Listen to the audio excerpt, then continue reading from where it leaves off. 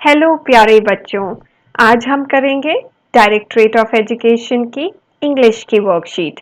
ये है क्लास 4 के लिए और वर्कशीट नंबर है 93। दिनांक 21 तारीख की वर्कशीट है बच्चों और टेक्स्ट बुक है मैरीगोल्ड और यूनिट 1 वेकअप पोयम से है।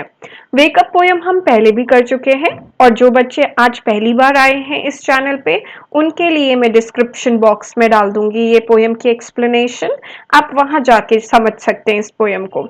उस वीडियो को देख लेंगे तो आपकी वेकअप पोयम क्लियर हो जाएगी। तो बच्चों पहले नाम, फिर अपने अध्यापक व अध्यापिका का नाम। वेकअप सी फ्लेचर किसने लिखी है? सी फ्लेचर ने लिखी है wake up poem. Hello students, how are you feeling today?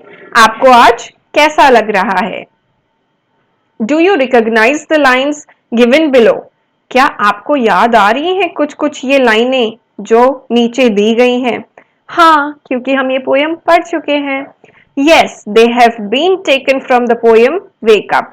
हम बोल रहे यस, हमें याद आ चुका है कि ये पोयम कहाँ की है? वेकअप की है। ये लाइन्स वेकअप पोयम की हैं। Read aloud and right the lines given below.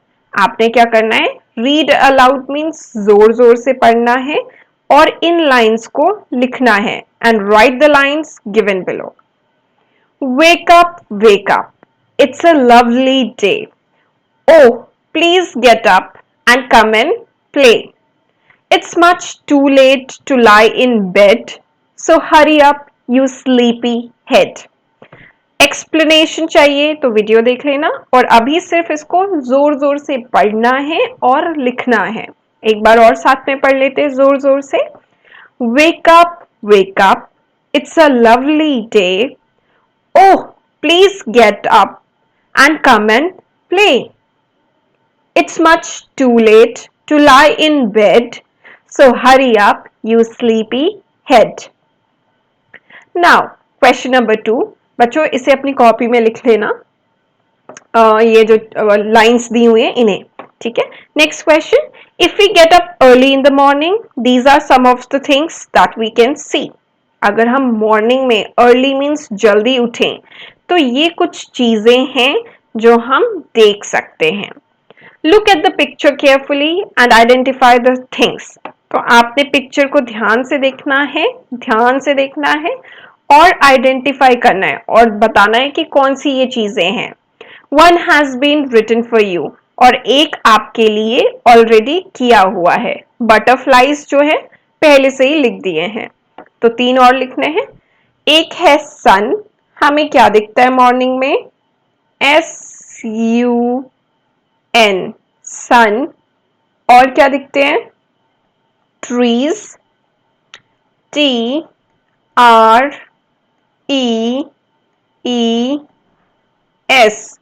Trees.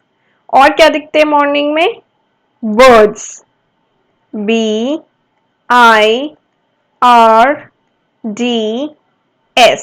Birds. तो मॉर्निंग में दिखते हैं बटरफ्लाईज, सन, ट्रीज, बर्ड्स। ठीक है, ये यहाँ ड्राइंग में भी बने हुए हैं, पिक्चर में दिए हुए हैं। तो सेकंड क्वेश्चन हुआ पूरा। अगला देखते हैं question number 3। Do you like to stay in bed longer on a holiday? क्या छुट्टी के दिन, हॉलीडे मीन्स छुट्टी के दिन, आपको अपने बेड पे, लॉन्गर मीन्स बहुत देर तक रहना पसंद है? स्टे मतलब रहना। Do you like to stay in bed longer on a holiday? I am sure you do, मतलब मुझे श्योरिटी है, पक्का मुझे पता है कि हाँ आपको पसंद होगा हॉलीडे के दिन, छुट्टी के दिन बेड पे देर तक सोना। The beds shown below are of different sizes. जो नीचे बेड दिखाए गए हैं ये अलग अलग साइज के हैं। अगर आप देखेंगे ये बहुत छोटा है, ये थोड़ा उससे बड़ा है और ये सबसे बड़ा है। Have you notice that? क्या आपने नोटिस किया? Can you compare them? क्या आप इन्हें कंपेयर कर सकते हैं? हाँ, क्यों नहीं, हम इन्हें कंपेयर कर सकते हैं, इनकी तुलना एक दूसरे से कर सकते हैं कि नहीं। ये सबसे छोटा, ये थोड़ा बड़ा और ये सबसे बड़ा। तो इंग्लिश में इसे क्या कहते हैं?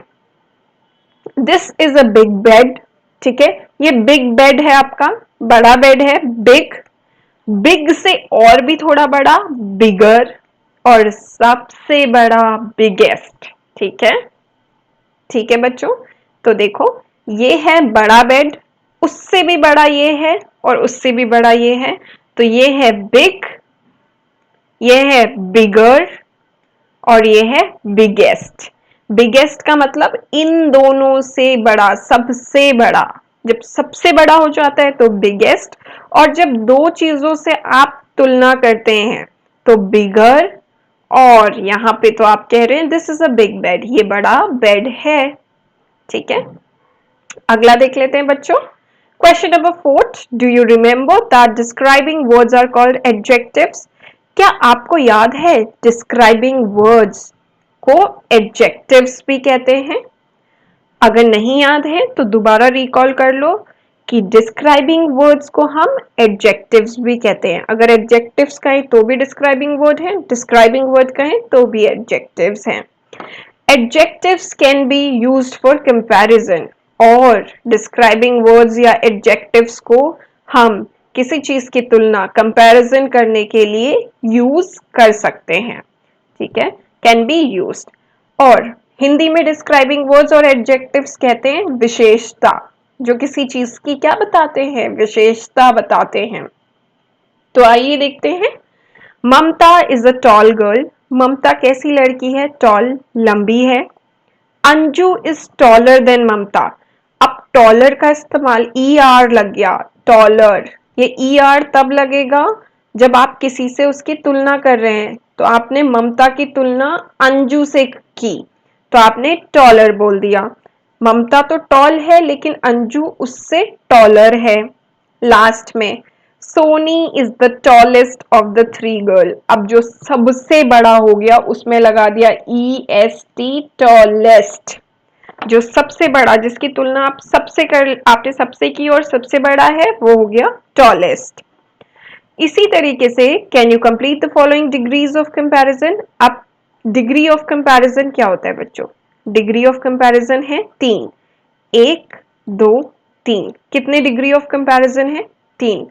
एक आपने लिख दिया स्मॉल, दूसरी डिग्री जिसमें आप इसकी तुलना इससे करोगे और इसकी तुलना इन दोनों से करोगे। तो जब आप इसको कंपेयर कर रहे हो, इसको कंपेयर कर रहे हो इससे, ठीक है, ठीक है, तो जब आप इसको इससे कंपेयर कर रहे हो, ये आप कह रहे हो स्मॉल है, हम कह रहे हैं ये सेंटा जो है हमारा स्मॉल है, ये सेंटा इस सेंटा से थोड़ा और स्मॉल है, इससे कंपेयर करके स्मॉल, तो स्मॉल तो नहीं लिखेंगे, स्मॉल में तो कंपैरिजन नहीं होता। Smaller, L L E R, smaller, S M A L L E R लगा देंगे इस वाले के लिए, तो क्या हो गया? स्मॉलर। ये स्मॉल है सेंटा, ये स्मॉलर है, तो जो आखिरी सेंटा है वो दोनों से ही छोटा है, तो उसमें आ जाएगा E S T, smallest, smallest, E S T. वैसे ही ठंडा हो रहा है यहाँ पे, तो ये हो गया सी ओ एल डी, कोल्ड। इस बच्चे को ठंड लग रही है, कोल्ड। यहां थोड़ी ठंड ज्यादा है, इस वाले के कंपैरिजन में ज्यादा है। देखो यहाँ टोपी नहीं पहनी है तो थोड़ी सी ठंडी है, कोल्ड। यहाँ टोपी पहनी है, ठीक है, तो थोड़ा ज्यादा ठंडा है, colder, D E R, colder, E R लग गया, कोल्डर। और यहां सबसे ज्यादा ठंडी है, कोल्डेस्ट। अब अभिभावकों के लिए सुझाव। अभिभावकों के सुझाव के लिए पहले बच्चों, अगर चैनल को सब्सक्राइब नहीं किया है जल्दी से कर लो, क्योंकि आपकी अगली वर्कशीट मिस नहीं होनी चाहिए। अभिभावकों के लिए सुझाव, बच्चों को प्रातः काल के मनोरम प्राकृतिक दृश्य जैसे पक्षियों का चहचहाट, ओस की बूंदें आदि दिखाने का प्रयास करें। तो मम्मी पापा के साथ सुबह क्या करना है? मॉर्निंग वॉक पे जाना है और फिर मम्मी पापा के साथ बर्ड्स को देखना है, बर्ड्स कैसे चहचहाती हैं और जो ओस की बूंदें पड़ती हैं हरी घास पे वो देखनी है। ये सब मम्मा पापा के साथ मॉर्निंग वॉक पे जाके देखना है। कोविड से बचने के लिए message, keep maintaining physical distance of 6 feet और 2 यार्ड। कोविड से बचने के लिए 6 फीट की दूरी बनाकर चलें। और बच्चों चैनल को सब्सक्राइब भी कर लें। मैं मिलती हूँ कल अब आपको आपकी नई वर्कशीट के साथ। बाय बच्चों।